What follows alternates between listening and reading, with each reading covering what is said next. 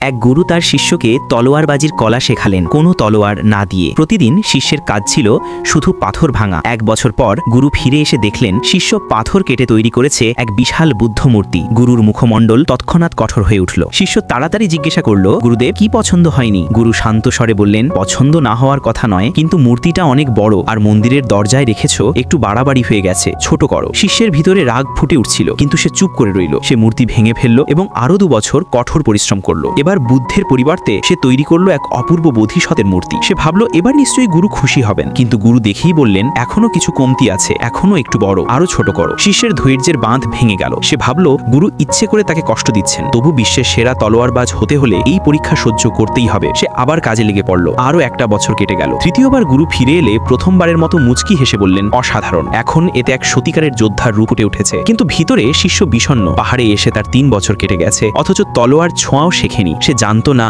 এই বছরগুলোর প্রতিদিনের পাথর ভাঙা শ্রম তার শরীর ও আত্মাকে এতটাই শক্তিশালী করেছে যে সে ইতিমধ্যেই এক অসাধারণ যোদ্ধা হয়ে উঠেছে।